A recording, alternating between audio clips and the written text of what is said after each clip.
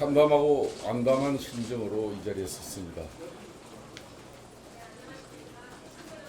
저는 대한민국의 언론 여러분들을 존경하고 언론의 또 정도의 가치를 대한민국의 민주주의를 위해서 어느 누구보다도 소중하다고 생각합니다. 저는 진정한 보수의 가치와 대한민국의 미래를 늘 고민해 왔습니다.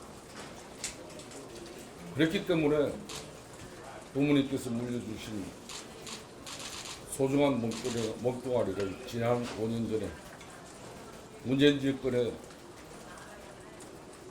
드루킹 일당들과 댓글 조작으로서 정권을 찬탈한 그 행위를 용서할 수 없어 보수 단식이란 극한 투쟁을 전개했었습니다.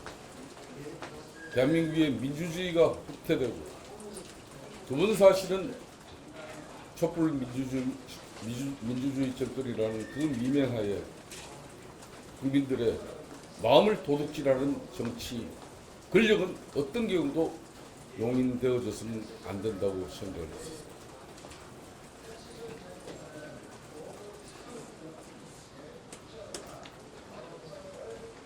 저는 지난 21대 총선에서도 제일 먼저 당의 핵심과 공천 핵심과 쇄신을 위해서 자진해서 불출마를 선언한 이름입니다.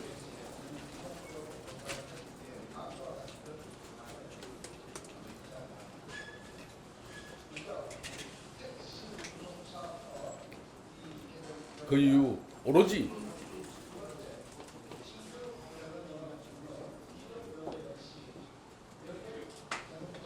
문재인 정권을 종식시키고 두 번 다시는 좌파 정권이 대한민국의 미래를 가져가는 그런 참담함은 막아야 한다는 일념으로 국민의힘 당의 중앙위 의장으로서 3년이 넘는 시간 동안 오로지 정권 교체만을 위해서 당의 중앙위 의장으로서 직능 단체를 비롯한 모든 사회단체와 연대 조직을 결성하고 지난 대선에서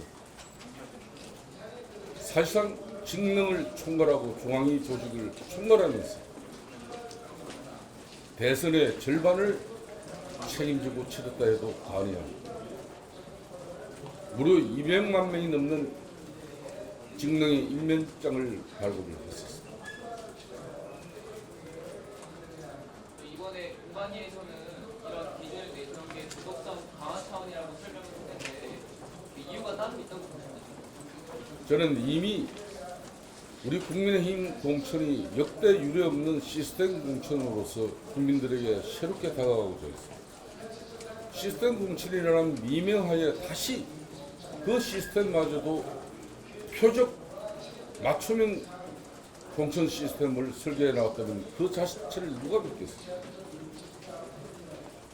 당에서 부모님을 선택한 이유가 좀 따로 있다고 보십니까? 저는 이미 구체적으로 이름을 밝히겠습니다. 박성민 의원을 비롯한 허리 마른 대통령 측근이라고 자처하는 인사들이 이미 자신들의 입맛에 맞는 총선 구도를 만들고 또 지역 공천까지 자신들이 설계했습니다.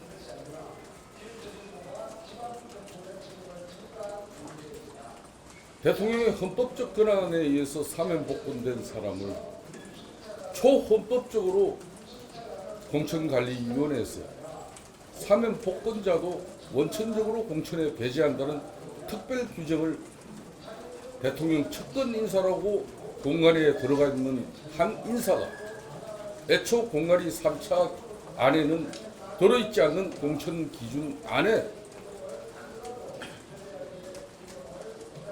특별 사면된 사람도 공천에서 원천 배제되어야 한다는 그 주장을 해서 그 3차 공관위 기준에 반영시킨 그 장본인이 흔히 말하는 핵관 인사. 이거야말로 김성태를 표적으로 맞추고 시스템 공천에 설계한 그 본질 아니겠습니까? 그 사실이 명확하게 증명하고 있습니다. 여러분들 또 질문 제가 구하겠습니다. 공관위에 들어간 특권이라면 철기로 부인하지 않겠습니다. 당에 답변 요구한다고 하시는데 뭐 그대로 답변이 안 오면 뭐 탈당이나 뭐 향후 대응 있는지.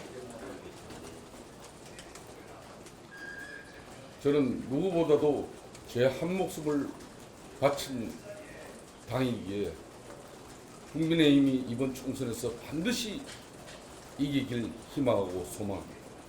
혹시 홈택스 그렇기 때문에 이 당이 오늘 기자회견을 통해서 제가 밝힌 내용에 대해서 납득할 만한 입장이 해명이 없다면 저는 제 정치적 소신과 결심을 강요할 것입니다. 탈당까지 염두에 두시는 거예요?